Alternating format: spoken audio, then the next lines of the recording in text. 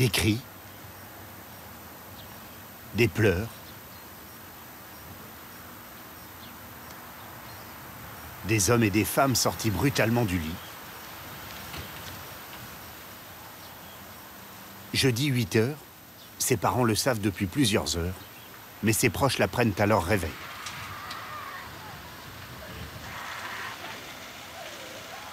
Dans la nuit, Siem, 18 ans, recherchée depuis une semaine, a été retrouvée morte. Son quartier, la Bitarelle, où elle vit avec ses parents, ses 3 frères et sa grand-mère, se ferme. Personne ne veut s'exprimer sur le meurtre de la jeune fille. Élève au lycée Jean-Baptiste Dumas à Alès, où elle préparait un bac pro service à la personne. Elle est décrite comme une jeune sans problème, très sociable. Elle avait un petit boulot dans cette pizzeria, tenue par Lounès.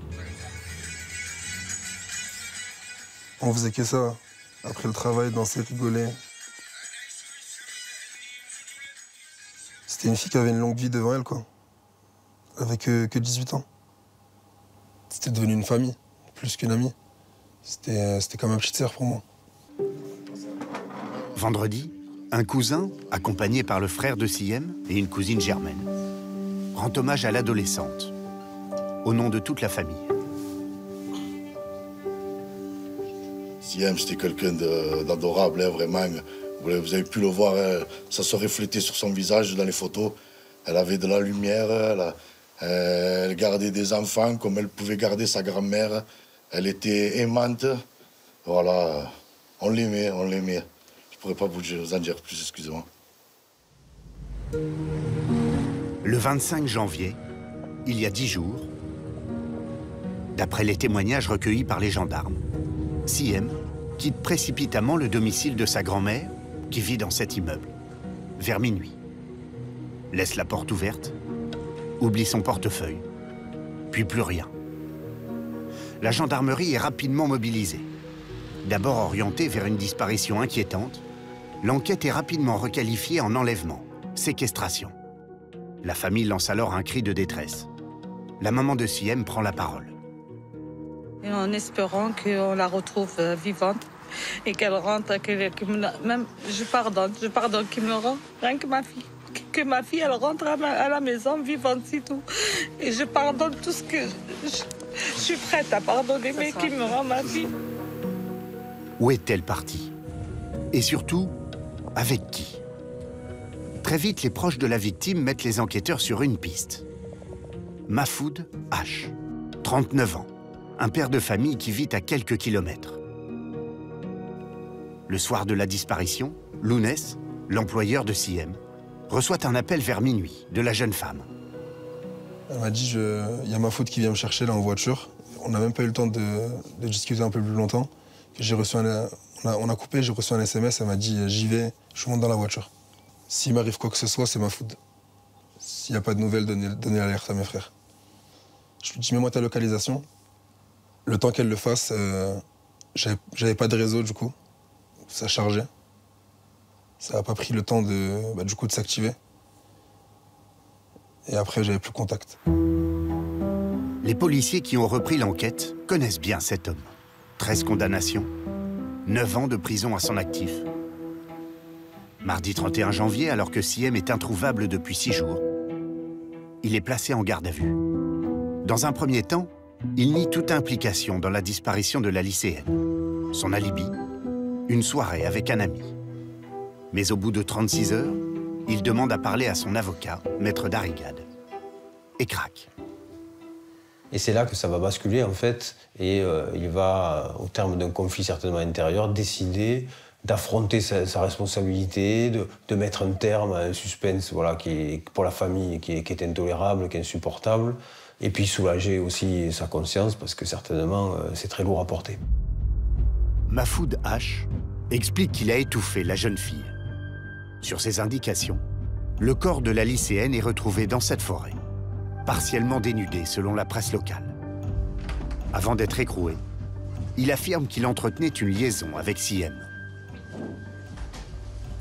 Il indiquait avoir tué la jeune femme dans le cadre d'une dispute liée à leur relation amoureuse, alors même qu'ils s'étaient retrouvés la nuit des faits en toute intimité. Ce drame qui arrive semble s'inscrire dans quelque chose de passionnel. Il fait déjà une première confession en expliquant que oui, il y a eu entre eux un lien sentimental qui s'est noué. Cette relation étonne. Ils ont 20 ans d'écart, ne semblent pas du même monde. Elle est une lycéenne studieuse. Lui, un délinquant, multirécidiviste. Mahfoud H. a grandi dans un village voisin. Son père, ouvrier mineur de charbon, a eu une première vie et 7 enfants.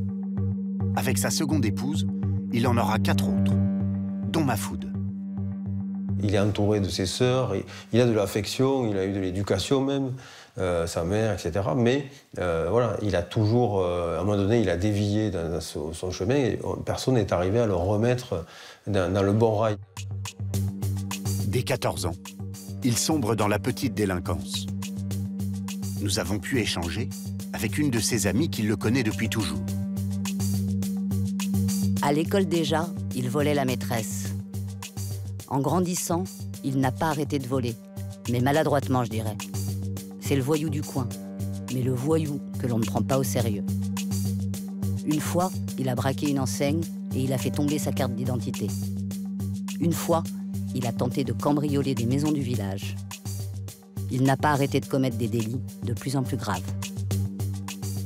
Des vols avec violence, puis des braquages. Des faits pour lesquels il purge 9 ans de prison. Il pourrait aussi être impliqué dans une séquestration particulièrement violente, celle de la gérante de ce bar tabac. Quelqu'un sonne à la porte, elle a à peine le temps de vérifier, d'ouvrir la porte sans aucune méfiance particulière, et elle se fait à ce moment-là agresser par 2 individus cagoulés, visage dissimulé, armés. On attend que le mari rentre du travail, et à ce moment-là, nouvelle scène de violence. On a frappé, on a ligoté, on a attaché, on a menacé. On ne se contente pas de ça, on pille des objets et on se décide finalement à partir, une fois qu'on considère que les poches sont suffisamment remplies, et on va laisser 2 braves gens qui sont chez eux attachés au sol. Le buraliste pense avoir reconnu l'un de ses agresseurs, qu'il a déjà croisé au club de foot du village. Ce serait Mahfoud. Il est mis en examen. À cette occasion, une expertise psychiatrique est dressée. Nous retenons une personnalité marquée par des troubles neuropsychiques, une déficience intellectuelle légère. Il existe une sociopathie, des troubles caractériels, une absence d'autocritique. Pour cette affaire, il aurait dû être jugé par la cour d'assises du Gard mercredi dernier, le lendemain de son arrestation pour la disparition de Siem. La jeune fille entretenait-elle vraiment une relation avec cet homme? Une seule personne, proche des 2 familles, nous l'a affirmé. Mais elle a refusé de le dire devant la caméra. Ce qui est certain, c'est que tous les 2 se connaissaient très bien. Siem était la baby-sitter des 3 enfants que Mahfoud a eus avec une cousine éloignée de la lycéenne. Des enfants qu'elle avait pris en affection, selon Lounès, son employeur. Là, c'était le jour où elle avait ramené les enfants au magasin.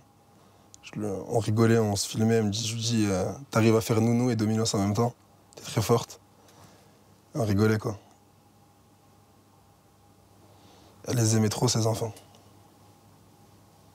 Ils disent qu'il y a une relation entre eux. C'est Mahfoud qui a dit ça, mais il n'y en avait aucune. Ça, je peux vous le garantir, à 1000%. Il n'y avait aucune relation entre eux.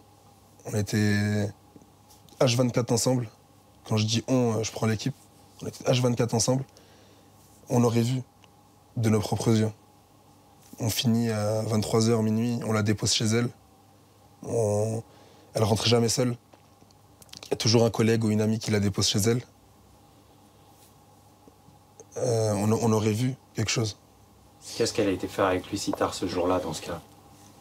On aurait bien aimé savoir ce qu'elle est partie faire avec lui. Mais je ne saurais pas vous dire. La famille de la lycéenne n'explique pas non plus pourquoi elle a rejoint Mahfoud ce soir-là. Pour l'avocat des parents, cette liaison supposée serait une invention du suspect destinée à faire passer le meurtre pour un crime passionnel. C'est salir la mémoire de quelqu'un qui a déjà été sauvagement tué, à qui on a pris la vie. Cet axe de défense, il est malhonnête. Siem, elle était tout sauf cachotière. Ses amis avaient accès à son téléphone, accès à ses codes de réseaux sociaux. Elles avaient accès à tout. Aucune de ses amies n'a jamais aperçu un message qui aurait eu un caractère amoureux entre cet individu et la jeune Siem.